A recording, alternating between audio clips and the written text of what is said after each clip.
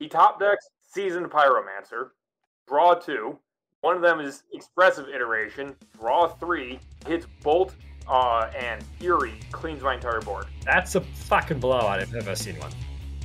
Literally, he went from dead on board to I was dead on board. One top deck because of both Seasoned Pyromancer and Expressive Iteration. Welcome back to the Unreal Press. As always, I'm your host, Labuschagne, back from Georgia. I'd say better than ever, but I'm not.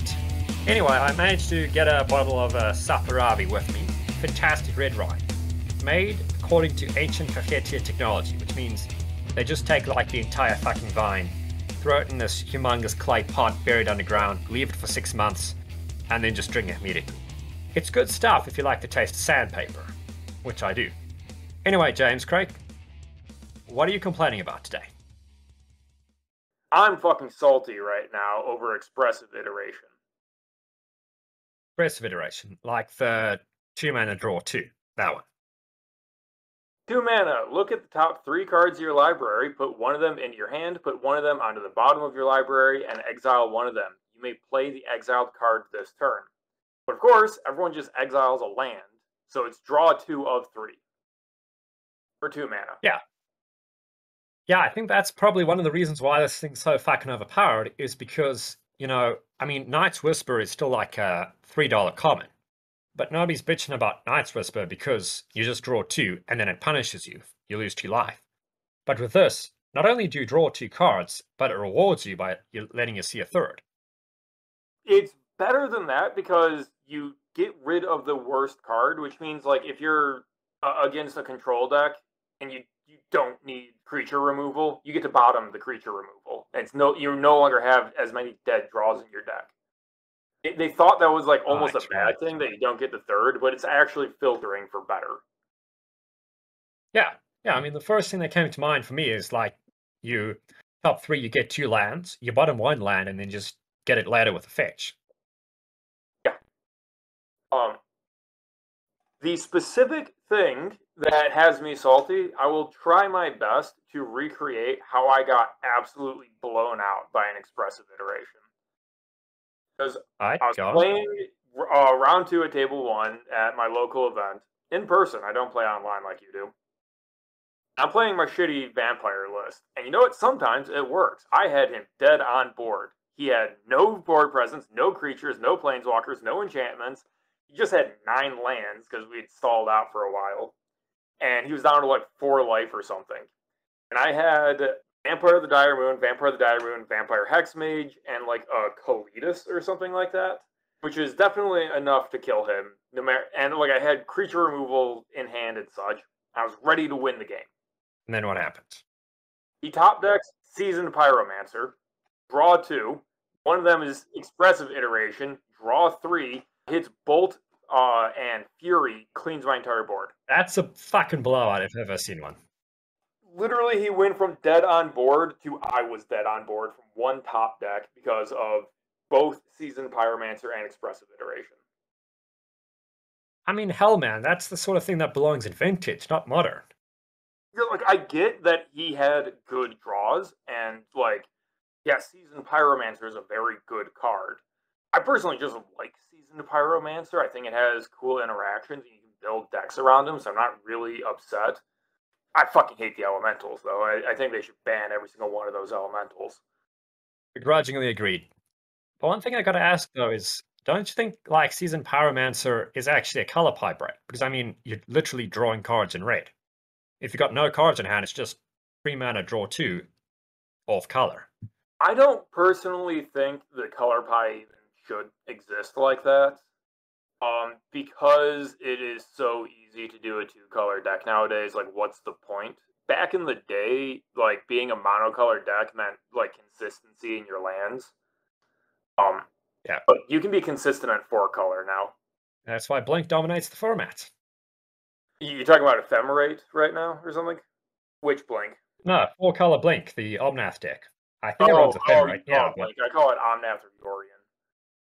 Oh god, the money pile. Doesn't even that deck run Expressive Iteration though? Yeah, they run it 4 of in 4-color, and it's a 4 of in Blue-Red Murktide. and like everything else that runs red blue. Like every deck Just runs expressive fucking iteration. Murktide, man. Look, for reference, I'm a legacy player, so this really annoys me because my side of the fence has been dealing with, Murktide ever since it came out. Since before that, even then, Delver was a top tier deck and has pretty much been a top tier deck ever since, Delver of Sequence was printed.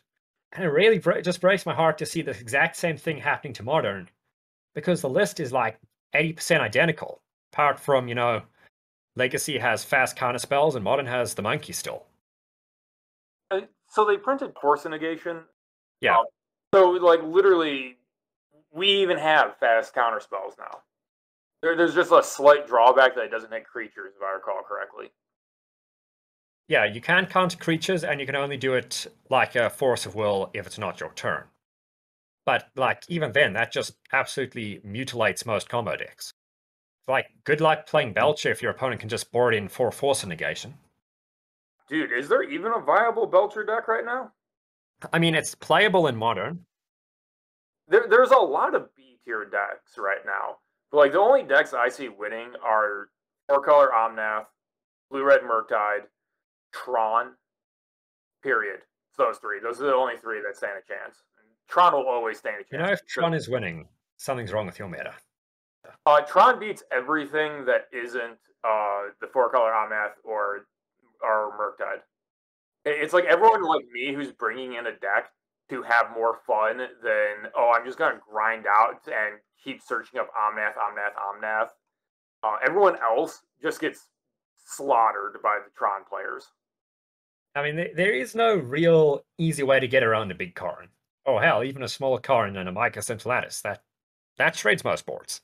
Oh, yeah. I do have hope for just screw it. I'm playing 8-whack as soon as the damn cards arrive in the mail. But that's a slightly different discussion. Yeah. Here's a question for you. I mean, even then... go ahead. Expressive Iteration or Brainstorm?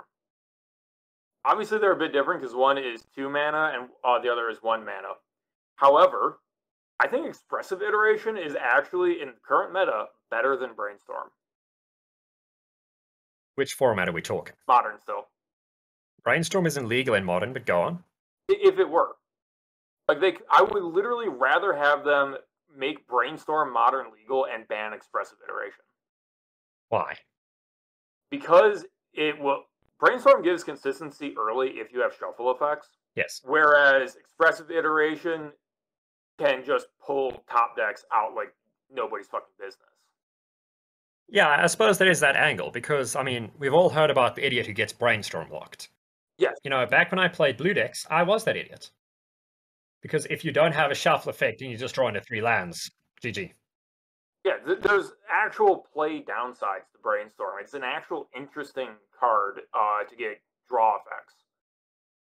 Whereas Expressive Iteration is just like 2 mana in a format where you're going to hit 5-6 mana. Yes, there are aggro decks where the game is decided by turn 4, but no, you're going to hit turn 6 if people are playing removal. And so Expressive Iteration just gets you into like your Seasoned Pyromancers and your Ragavans and your Ren and Six and 1,000 other things. Right. Yeah, I think that's true. And another issue I noticed, well, this is more of a Legacy issue, but, in Legacy, we have to deal with Hellbreacher and Narset. So, like, decks that just try and draw 18 cards per turn, there's a serious risk they just get blown out. And Expressive Iteration dodges that, because, I mean, if you look at the card, you don't actually draw cards with Expressive Iteration. Nowhere in the card is the word draw stated. It all puts your cards into your hands or it lets you play with them exile, which means it even dodges fucking Hellbreacher. What is the rule text on Hellbreacher? Let me pull that up. Hellbreacher. Okay, that's probably why I wasn't understanding it. Yeah, it was this thing they printed in Commander Legends, which ironically proved too good to be in Commander, and is also proving to just be a brutal deck in Legacy, because basically since Magic began, a Wheel of Fortune on like turn 1, turn 2, and you just hope for the best, can win you most games because your deck is built to do that. But you drawing 7 with a wheel effect and your opponent not drawing 7, that just shuts the door on anything. So yeah, Hullbreacher, if an opponent would draw a card except the first one they draw in each of their draw steps, you get a treasure token instead. Oh, dude, I swear their design team has like a fetish for treasure tokens nowadays. Yeah, fire design is weird. So I don't play Commander, I don't play Legacy, so I'm actually just now seeing this card, and this is just like, what were they between this and the monkey? What were they smoking? Yeah, no. Like again, I care about the color pie, so I just think the monkey should not be a red card to begin with, because red shouldn't give you long-term ramp. And this thing, no, Hellbreacher is an abomination before the Lord. Dude, I like An expressive iteration dodges it. You're saying? Notion Thief was like my favorite card to play in Commander, and now this is just like strictly better, like so much better. It got banned. Yeah. You're saying? Yeah. It's like Hullbreacher is abusive because, I mean, granted, Commander players are just pussies in general, apart from, the CDH chads. But, like, most Commander decks sort of need to refuel to be viable because Commander games get so damn grindy. So, like, you're there sitting in turn, like, 306. You need to constantly refuel, like, crack Mind Stones and shit just to stay afloat. Or else you just get blown out by spell decks. And if you can't draw more than one card per turn cycle, not even per turn, most strategies will just disintegrate because you're just being outvalued. Oh my god, this is why I hate EDH. Yeah, so Commander is not real Magic. I despise the format. Not even because strictly the design of the format, but because it can take 10-15 minutes for it to be your turn again. Yep. That and like everyone plays their waifu. That's like your commander. It's not, what's objectively good. It's like, okay, which is, the character with the biggest tits? That's the commander. Like, which is, the one that fulfills like my platonic nerd fetish. You know what? I am upset that you said that because I was thinking of making one to have on hand as a social thing. So even if you don't like the format, you can still be a social guy between rounds and play around. Yeah. And I was looking at Ink Eyes, the furry rat waifu, because the effect that Ink Eyes has, where ninjutsu in hits someone, you get to play a creature from their graveyard. Sounds like so much fun as a commander, but it's literally like rat furry waifu. Yeah, that's true. It's like, yes, Ink Eyes has been one of the favorite commanders of all time, but no, that's not necessarily because of the ability. I mean, I've seen the furry decks. All right, let's go back to modern. Go back to how horrible the current modern meta is, and that like everyone is running the same 30 cards. Most of those cards are from Modern Horizons too, actually. Yes, what an abomination of a set. Look, again, from an eternal perspective, that set did something pretty much zero sets have ever done. Is it caused the format to rotate? And now, I mean, this applies to Commander too, but I mean, again, Commander players are like, they're not even real Magic players. But like, if you're playing, a real man 60 card format, Vintage, Legacy, Pauper, your cards don't rotate. You can buy a Legacy deck, yes, it'll cost you your kidneys, but you have it for the rest of your life. It's probably going to be shit in 10 years, but it's playable. But what Modern Horizons 2 did is it introduced like 20 good cards at once. Normally, as Legacy players get like 1 or 2 good cards per block, or at least back when we had blocks, which meant that the meta didn't really explode. But now, I mean, what's the best deck? Delver. Why? Expressive Iteration, Murktide, formerly Ragavan. Sets aren't supposed to just be that powerful. So, does Legacy run Ledger? Yes. It's gotten to the point in which Delver, which is the best Legacy deck, it's got like a 55% win rate. And it only has a 55% win rate because everything main boards against it. They run Ledger Shredder instead of Delver of Secrets. It's gotten to that point of power level. But I think Ledger Shredder is actually a pretty decent card. So in the current set of removal, where it dies to a non-revolt fatal push, it dies to prismatic ending, it dies to terminate. The only thing that gets screwed is people who still think lightning bolt is good removal, because it should be good removal. But one trigger on Ledger Shredder and you can't bolt it. It's like you have to dick around trying to get delirium on an unholy heat if you want to kill it in raid. I got blown out pretty hard because I've been playing some modern, so I can help you playtest your stuff. And I've been playing a Jund deck because boom a Jund. And I was in that exact situation. Dude, I love Jund. It just doesn't work. It hasn't actually been like a deck in about 5 years at this point, if not more. That's a damn shame. And like you sent me that the video from the other YouTuber is much more successful than this podcast. For now. Sadly. Dude, I'm on here half the time. I'm pulling your leg there.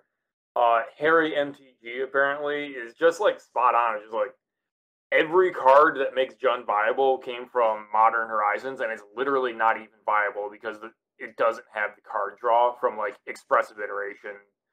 Like Jund running Seasoned Pyro, I guess. Yeah, but even then, even then with Jund, because I've played a bunch of it, it's like a deck that needs a Castle Lock Thwain or a Dark Confidant to be viable, because you need like Risk It All black card draw to make Jund work. But the problem is that removal is so good in Modern that Dark Confidant is unplayable, because it dies to literally everything because it has 1 toughness. Dude, 1 toughness is the bane of my life right now. You have no idea how much I miss when you could just play Gut Shot. Playing against Ren and Six with like 1 toughness creatures, you just cry. You just lose, basically. Yeah, it's just Ren and Six. Everyone thought, when it came out, it's another 2-mana Planeswalker. It'll be a new Tibalt. They were wrong. By orders of magnitude. It's like, again, for reference, in Eternal formats, Xerox is still a vintage deck because of Ren and Six. That's literally the only reason. Xerox, for reference, being I'm not sure how vintage decks actually win, because nobody ever wins in vintage. It's more like your opponent just realizes they have to concede to save face. But Xerox, basically, it works by spinning around wastelands and now Besagers to just eat your opponent's board and eventually run them out of viable lands, because, everyone only plays like 3 lands in vintage anyways. How can you do this? Ren and Six. Ren and Six also comes from Modern Horizons, come to think of it. Yep. And the thing is, like, Ren and Six doesn't even lose to Graveyard Hate, because, like, there's a lot of decks that justify massive amounts of Graveyard Hate, such as Living End, Murktide being the obvious one. Bridge. But even if you aren't upticking Ren and Six, if you are playing a deck that has 1 toughness creatures, they will still resolve the Ren and Six and laugh at you. They'll just pick up on nothing until they ping stuff to kill it. Yeah, and that's it. Ren and Six is like a viable card, even if you side against it, because 2 mana, unless you kill the Ren and Six, that's probably going to translate to like 6 damage over the course of the game. That's not bad. Ren and Six is why the 8-whack list I'm making is focused on Goblin Guide and Goblin Pile Driver. They've got 2 toughness. I think at this point you're just playing Goblin Tribal without a Marxist. Without a what now? A Marxist. Marxist, the big goblin, like the 6-mana goblin that Legacy Goblins gets out and then you automatically win. Actually, no, that's not modern legal. I'm not a Legacy player, man. Look, dude, I thought the card was modern legal because, it's modern power level. At least it's Modern Horizons. Show me this card. I'm giving you a link.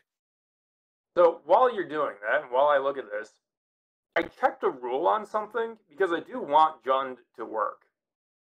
And hopefully without having to spend $1,000 to buy new cards to make it work. Collected Company is still legal, right? Yeah. It's Collected Company hits Seasoned Pyromancer. I think that's a deck. Just in of itself, that's a deck. All right. I may have to investigate that for a future I'm salty talk like this. Because, like, that could be a Jund creature toolbox strategy. Okay. Wait, Collected Company is 3 mana or 4 mana? It's Coco is 3, right? Coco costs 4, but it's instant. Ah, damn it. I'd somehow gone hoping it was like 3 mana, that way I could curve into it off a Bloodbraid Elf. Oh, it's not that good. Dude, Blood Red Elf just isn't particularly good anymore. No. Like, it literally, you can It's like, lose it to Ragavan. yeah, it's not even good, like, in terms of curving it into an expressive iteration, because you can just play the EI itself and get further ahead. Alright, so this creature is not modern legal, that's why I don't know it. When Mux's Goblin Grandee enters the battlefield, reveal the top 6 cards of your library. Put all Goblin creature cards with a converted mana cost 5 or less from among them onto the battlefield and the rest on the bottom of your library in a random order. Whenever Muxus attacks, it gets +1/+1 until end of turn for each other Goblin you control. So, how do you generate haste on these guys? Well, the trick with Marxist is Goblin War Chief. You just play Goblin War Chief, which gives all your guys haste. Or, you know, you just have so many goblins that your opponent just says, fuck it, unless I top deck, you know, and a Supreme Verdict, I've lost. Whoa, does Goblin War Chief... Yeah, you can give goblins Does haste. Goblin War Chief reduce the cards that Muxus, the cost of the cards that Muxus is revealing? No, it doesn't change mana value. This isn't Yu-Gi-Oh! It just makes them cheaper to cast. Alright, so I think Muxus is a different strategy than 8-Whack. Yeah. The way the Marxist deck works is that it puts in the goblin that if it hits you, you can put any goblin from your hand onto the battlefield. It runs that guy on turn 1, and then kills whatever the opponent plays in the rival turn 1, and hopes they don't have counter magic. And then it hits them with, you know, the 1-drop.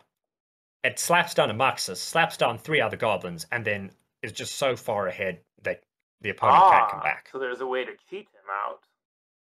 Yeah, that's what the Goblins deck does, is you don't sit around for 6 mana in a mono red aggro deck. No, you cheat out the guy, and then you just hope 4 goblins beats whatever your opponent is doing.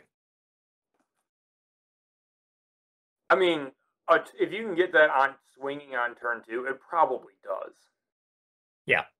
Yeah, it's a fun tribal deck that isn't elves that occasionally wins games. So yeah, are you still salty? Oh, I'm still salty. I'm just now distracted by the realization that Collected Company is a Jund legal card advantage engine. Well, I know what we're going to be salty about next, seeing it getting blown out by Express Federation. Probably, yeah. Hopefully, I can get under those decks with 8-Whack this week, if the cards ever arrive in the mail. Well, hope so, man. You know, as always, thanks for coming on, James. Hope you don't get bodied next time. As always, I've been Labuschagne, and this has been I've been Unreal Salty, or whatever I'm going to say of calling this. Unreal Salt Mine, that's what we're calling it. I figured it out. Cheers. Cheers. I may have gone too far in a few places.